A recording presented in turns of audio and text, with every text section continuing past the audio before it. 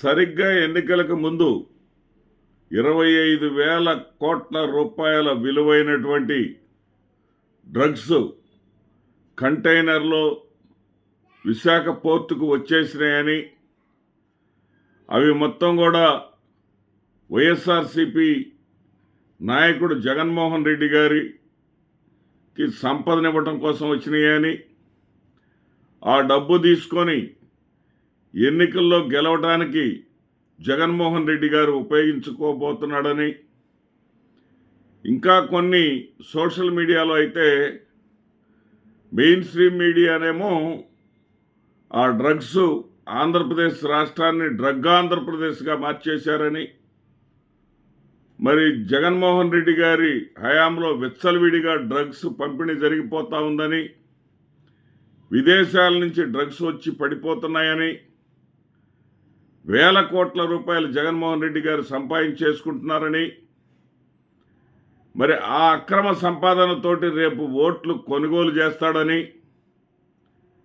ఈ రాష్ట్రంలో ప్రజాస్వామ్యమే లేదని, అక్రమ సంపాదనకు అడ్డాగా మారిందని, డ్రగ్స్కి అడ్డాగా మారిందని, యువతంతా కూడా డ్రగ్స్ బాట పట్టేశారని,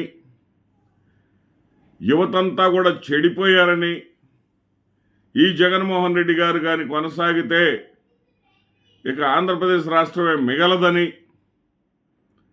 మెయిన్ స్ట్రీమ్ మీడియా వార్తలు రాస్తే, మరి ఐటీడీపీ సోషల్ మీడియా వాళ్ళైతే అసలు ఆ కంటైనర్లో ఉన్నదంతా డ్రగ్స్ కాదు, ఏం కాదు, నోట్ల కట్టలున్నాయి, ఆ కంటైనర్ నిండా ఉన్నటువంటి డబ్బు మొత్తం కూడా ఎన్నికల్లో ఖర్చు పెట్టడానికైనా కావచ్చు, లేదా ఆ డబ్బును మొత్తం కూడా ఎన్నికల తర్వాత ఎటు ఓడిపోతాడు జగన్మోహన్ రెడ్డి, విదేశాలకు పారిపోతాడు, భారతదేశంలో డబ్బు సంపాదించినటువంటి డబ్బును మొత్తాన్ని కూడా విదేశాలకు తరలించేస్తున్నాడని చెప్పి సోషల్ మీడియా రెచ్చిపోయింది. సరే, వైఎస్ఆర్సీపీ అవాక్కైంది ఆరోపణలకి. వైఎస్ఆర్సీపీ ఎప్పుడు కూడా నిజ నిజాలు తెలుసుకునే ప్రయత్నం కానీ, నిర్మాణాత్మకంగా ఎదుటివాళ్ళు చేసినటువంటి ఆరోపణని అవగాహన చేసుకొని కౌంటర్ చేయటం కానీ, ఇలాంటి పరిస్థితి ఉన్నటువంటి దాఖలాలు లేవు. ఆ చరిత్ర వాళ్ళకి లేకపోవటం వల్లే, ఆ ఏరియాలో వాళ్ళు స్ట్రాంగ్గా లేకపోవటం వల్లే ఈ యొక్క దగుల్బాజీ పత్రికలు, ఈనాడు, ఆంధ్రజ్యోతి, అదేవిధంగా కొన్ని దగుల్బాజీ మీడియా సంస్థలు, TV5, మరి మహాన్యూస్, వీళ్ళందరూ కూడా చెప్పేటటువంటి ABN, ఈటీవీ, వీళ్ళందరూ చెప్పేటటువంటి తప్పుడు కథనాలన్నిటి కూడా నిజమని నమ్మి ప్రతి విషయాన్ని కూడా గోరంతను కొండంతలుగా నమ్మి ప్రజలు నష్టపోతూనే ఉన్నారు, జరిగిపోతూనే ఉంది. కానీ వైసీపీ వాళ్ళు కూడా ఏం చేయాలి ఏంటి అనేటటువంటి ఆరోపణ లేకుండా ఎదురుదాడి తిప్పికొట్టడం, అదేదో పురంధేశ్వర గారికి చెందిందని, అదే సందర్భంలో అదేదో అక్కడ కృష్ణదేవరాయలు గారి ఫోటో కూడా ఉందని, ఇట్లా ఇష్టం వచ్చినట్టుగా వాళ్ళు చేతనైన తప్పించుకునేటటువంటి వాళ్ళు ఏది సమగ్రమైనటువంటి దాని అవగాహన లేకుండా ఎన్నికల మూడ్లో ఉండి తిప్పికొట్టే ప్రయత్నం చేశారే తప్ప, దీని మీద విచారణ చేయండి, ఓపెన్ ఛాలెంజ్ అని వాళ్ళు కూడా చెప్పలేకపోయారు.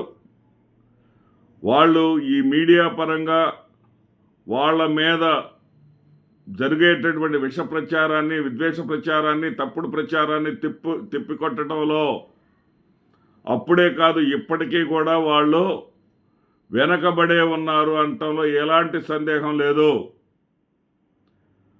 అలాంటిది ఈ రోజున ఆంధ్రప్రదేశ్ రాష్ట్రం డ్రగ్ ఆంధ్రప్రదేశ్గా మారిపోయింది.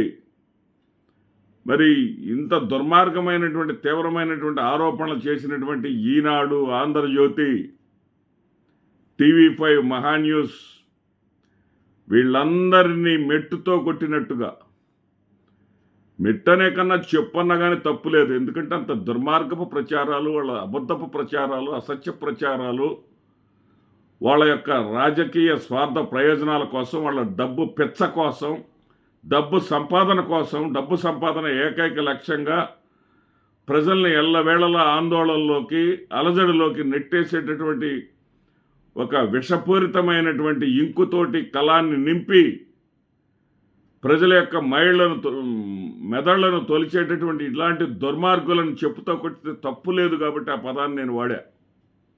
ఈ రోజున సిబిఐ విచారణ చేసి దాంట్లో ఎలాంటి డ్రగ్స్ లేవని, ఇదంతా కేవలం పుకారు మాత్రమేనని,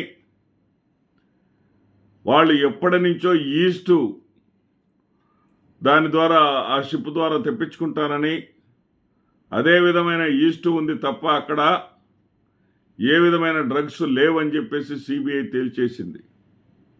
మరి ఆ రోజున ఇదే పచ్చ మీడియా, ఇదే ఆంధ్రజ్యోతి, ఇదే ఈనాడు, ఇదే ఏబిఎన్ ఛానల్, ఇదే TV5, ఇదే మహాన్యూస్ వీళ్ళు ఏమి చెప్పారు? అక్కడ విచారణకు వెళ్ళినటువంటి కేంద్రానికి సంబంధించినటువంటి అధికారులు అక్కడ విచారణ కోసం వస్తే రాష్ట్ర పోలీసులు అడ్డుకున్నారు. రాష్ట్ర పోలీసులు వాళ్ళని దగ్గరకు రానేలేదు. జగన్మోహన్ రెడ్డి తప్పు చేశాడు కాబట్టి రాష్ట్ర పోలీసులు ఇంటర్ఫీర్ అయ్యారు. కేంద్ర అధికారులు కూడా అక్కడికి రానేలేదు అనేటటువంటి తప్పుడు కథనాలను వండి వార్చారు. మరి దీనికి వాళ్ళని ఏం చేయాలి? ఈ రోజున ఈ సిబిఐ ఈ రోజు వాస్తవాలను వెలుగులోకి తీసుకొచ్చింది కదా. మరి ఈ రోజున ఆ రోజు సిబిఐ తోక కట్ చేయండి అన్నారు కదా చంద్రబాబు నాయుడు గారు. ఆయన చేసినటువంటి తప్పుడు పనుల మీద విచారణ జరిగిద్దేమోనని చెప్పేసి ఆంధ్రప్రదేశ్ రాష్ట్రంలో సిబిఐకి అనుమతి లేదన్నారు కదా. ఈ రోజున ఈ పచ్చ మీడియా రాసినటువంటి రోత కథనాలు తప్పు అని చెప్పినందుకు సిబిఐ మీద కూడా వీళ్ళు చర్య తీసుకుంటారేమో చూడాలి. నమస్తే.